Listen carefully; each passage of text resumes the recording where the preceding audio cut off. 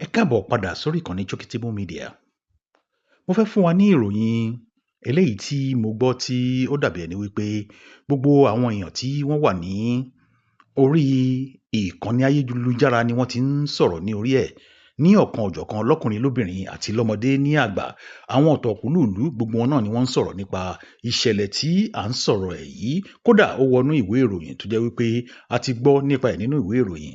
Eléyìí ló sì jẹ́ wípé kí n sọ pé ó yẹ kémi náà sọ̀rọ̀ díẹ̀ lórí ẹ̀ kí n sì fi tó yín létí nǹkan tí ó ń lọ nígboro kí gbogbo wa náà ká sì lè jọ fi àlàyé sínú ẹ̀ káwa náà sì lè fi kọ́ ọgbọ́n àbí kó jẹ́ pé bóyá kí eléyìí tí àwọn olóyìnbó ń pè ní awareness kí gbogbo wa náà kí á lè wà aware nípa nǹkan tó ṣẹlẹ̀ ní Ilé-Ifẹ̀ ní ọ̀sẹ̀ tí ó kọjá yìí. Òun náà ni mo fẹ́ kí a jọ bára wa sọ. Ìdí tí mo fi ń ṣe léyìí náà ní Yorùbá náà ni wípé nítorí pé àwọn tí ìṣẹ̀lẹ̀ náà ṣẹlẹ̀ pẹ̀lú wọn Yorùbá ni àwọn méjèèjì. Àwọn tí ìṣẹ̀lẹ̀ ìṣẹ̀lẹ̀ pẹ̀lú wọn yìí náà ni gọ́vnà Adeleke ní ìpínlẹ̀ Ọ̀ṣun àti ìyáàfin Remi Tinubu eléyìí tí wọ́n ń pè ní obìnrin àkọ́kọ́ tán pè ní first lady ní ìlú Nàìjíríà. Àwọn náà ni wọ́n fi gagbága àbí ni wọ́n takora wọn ní ibi tí wọ́n pè wọ́n sí níbi tí ọba Adéyẹyè Ògúnwùsì tí ó ti ń fi ìyá yìí tó ń fi ìyá Remi Tinubu tí ó fi ń jẹ oyè. Kí ó jẹ́ pé eléyìí tí gbogbo abọ́sẹ́ tí gbogbo wa wípé wọ́n ti fi ìyá yìí jẹ oyè kí là ń porúkọ oyè náà eléyìí tí wọ́n fi ìyá màmá HID kí Ọlọ́run kí ó fọ̀run kẹ́ wọn tí wọ́n fi ìyàwó bàbá Awólọ́wọ̀ tí wọ́n fi jẹ oyè tí wọ́n jẹ nígbà ayé tiwọn. Òun náà ni wọ́n gbé fún ìyá yìí, ìyá Remi Tinubu ní àsìkò yìí tán pè ní yèyé Yorùbá land. Tí n bá rántí bí wọ́n ṣe ń pe oyè yìí lẹ́kùnrẹ́rẹ́ màá pè fún yín ní eléyìí tí a pè dáadáa ní ti ìjìnlẹ̀ ti ọmọ Yorùbá. Kí ni eléyìí tí ó wá kàn wá nínú nǹkan tí mò ń sọ̀rọ̀ lórí ẹ̀ yìí? Òun náà ni wípé ìṣe tí wọ́n ṣe pẹ̀lú ara wọn ní orí lórí ìtàgé níbi tí wọ́n ti ní kí wọ́n dìde kí wọ́n wá sọ̀rọ̀. Òun náà ni eléyìí tí àwọn èèyàn ń sọ̀rọ̀ lórí ẹ̀ ní orí ìkànnì ayélujára. Kí ni ó ṣẹlẹ̀? Ọba tí à ń pè ní ọba Yorùbá tí à ń pè ní Ọọ̀ni ti Ilé-Ifẹ̀. Òun náà ni ó pe àwọn èèyàn wọ̀nyí síbi tí ó ti fẹ́ fi ìyá ìjòyè tí yóò sì tún sọ̀rọ̀ tí yóò sì tún fi ìfilọ́lẹ̀ ilé ẹ̀kọ́ gíga eléyìí tí à ń pè ní yunifásítì tí ó fi ń lọ́lẹ̀, tí ó pe gbogbo àwọn lọ́balọ́ba ní ìlú Nàìjíríà pé kí wọ́n wá bá òun dá sí ọ̀rọ̀ náà. Gbogbo wọn náà wà lórí ìkàlẹ̀ látòrí Sultan Sokoto àti gbogbo ọba ilẹ̀ Yorùbá káàkiri ni wọ́n wà lórí ìjókòó ní ọjọ́ tí à ń sọ̀rọ̀ yìí. Ṣùgbọ́n ìṣẹ̀lẹ̀ tó ṣẹlẹ̀ níbẹ̀ náà ni ó jẹ́ kàyéfì fún gbogbo wa tí mo fẹ́ kí gbogbo wa kí á wò. Ẹ jẹ́ kí á farabalẹ̀ kí á wo bí ọ̀rọ̀ náà ṣe lọ lórí ibi tí Ademola Adeleke tí mo fi tọ̀wọ̀tọ̀wọ̀ dárúkọ wọn àti ìyáàfin Tinubu tí ọ̀rọ̀ tó ti bẹ́ ìyọ pẹ̀lú wọn. Ẹ jẹ́ ká wò ó. Èmi nìkan ló yé, kò lè yé ẹnìkan kan. Ìdí tí mo fi yin bàbá. Èmi nìkan ló yé. Ìwọ lọ́lọ́run mi, ìwọ ẹlẹ́dà mi, ọba àwọn ọba, olúwa olúwa, ọba títí láyé, kò lè yí padà. Kò ní bẹ́ẹ̀ kó bẹ́ẹ̀ kó bẹ́ẹ̀. Máa jẹ́ ní 5 minutes. Orí tó báyìí. Títí ayé. Ṣé kí n máa ṣe protocol? Kí ni máa ṣe protocol? Ó yẹ bẹ̀rẹ̀ sí í ṣe ó tún. Ok. Kámá ni mo jẹ́. Mo mọ̀. Ó yẹ bẹ̀rẹ̀.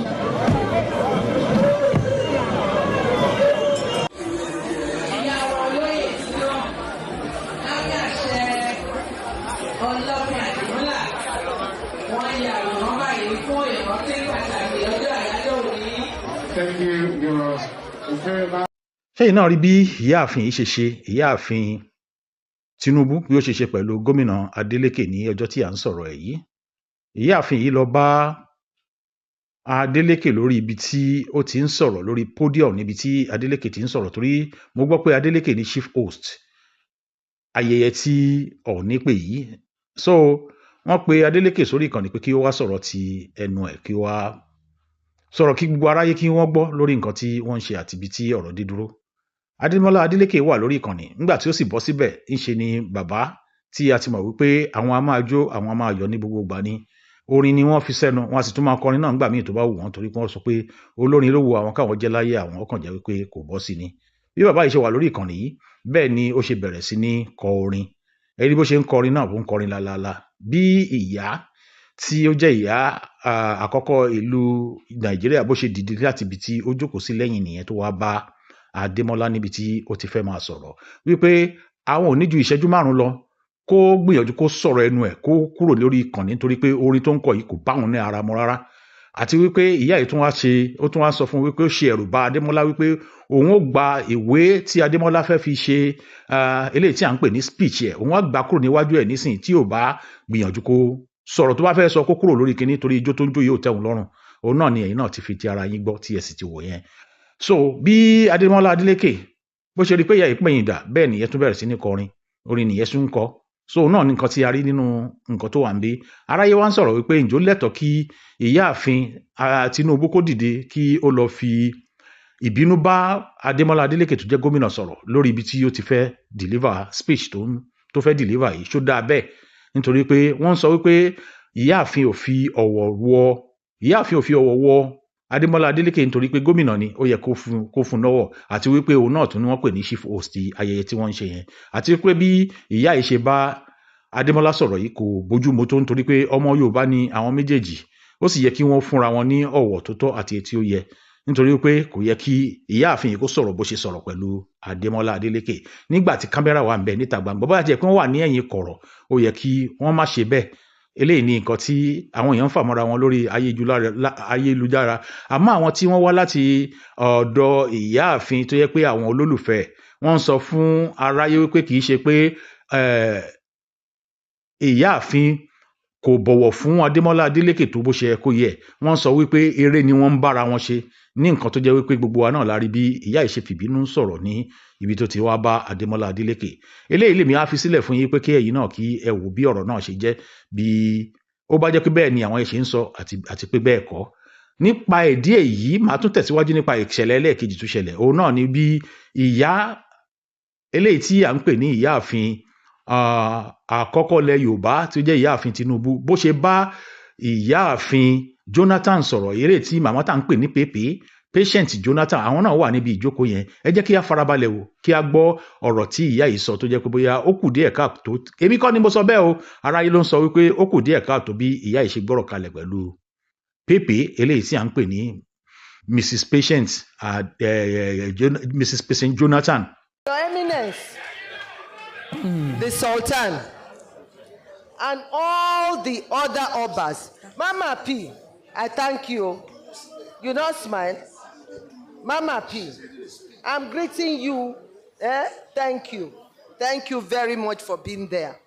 But I said I wanted to greet all our royal fathers that have come to honor me and by extension me. And that's why I'm greeting all of them. And everybody said I should just leave protocol. I won't relay joke. So I want to thank all our royal fathers who came from far and near. And even a representative from my mother's side is here. The Ogiame, Atunwase, Modope, Orishawa Owabu Owunokere, Modupe. So today is really not a day of long speeches. I want to tell you that I am glad.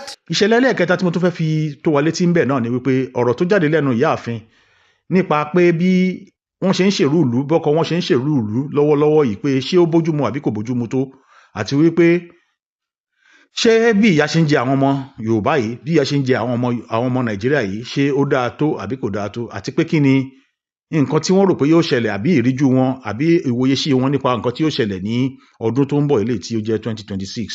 Kí ni ìyá sì fi máa dá wọn lóhùn? Òun náà ni eléyìí tí ń mọ̀ sọ fún yín tí wọ́n sọ wípé gbogbo àwọn tí wọ́n jẹ́ ẹni tí ó ń tako àwọn, gbogbo àwọn tí wọ́n jẹ́ àwọn tó ń bínú àwọn, tó bá di ọdún 2026 wọ́n á rí bí ìlú ó ṣe dàgbàsókè sí, bí nǹkan ṣe, bí economy ó ṣe gbòòrò sí, ìyẹn ètò ọrọ̀ ajé bí ó ṣe gbòòrò, bí ó ṣe dàgbàsókè sí, àti pé ojú gbogbo àwọn ọ̀tá àwọn ló máa ṣe. Ara yìí tó wá ń sọ pé ṣó yẹ kí ìyá yìí sọ̀rọ̀ ọ̀rọ̀ báyìí jáde, nítorí pé ní tí ó yẹ kí wọ́n máa sọ jáde náà ni pé eléyìí tí ó máa fún àwọn èèyàn ní ìwúrí, eléyìí tí ó máa fún wọn ní eléyìí tá à ń pè ní hope, eléyìí gẹ́gẹ́ bí wọ́n ṣe pé kí náà ń porúkọ, kí là ń pè Yorùbá náà, bí ètò ìjọba wọn ní renewed hope ni wọ́n pè. So ṣé ó yẹ kó rí bẹ́ẹ̀? Nítorí pé ọ̀rọ̀ yìí ó dàbí ẹni pé kò fẹ́ dúró déédéé láti sọ sí àwọn èèyàn pé ìlú mi ó wà padà wá máa yá owó lọ́wọ́ ìlú Nàìjíríà ni, nítorí pé ibi tí àwọn èèyàn fojú sí ọ̀nà ò ní gbabẹ̀ lọ. Kí n má fa ọ̀rọ̀ gùn, mo fẹ́ kí ẹ jẹ́ kí a gbọ́ fẹ́rẹ̀fẹ́tẹ̀ láti ẹnu Mímì Yakiga, nǹkan tí òun sọ nípa ẹ̀, bíi ìṣẹ́jú 4 àbí ìṣẹ́jú 5 ló náà fi sọ̀rọ̀. Fídíò yìí ó gùn díẹ̀, wọ́n sì tún jẹ́ kẹ́ gbọ́ ọ̀rọ̀ lẹ́nu bàbá Dìísù láti Lagos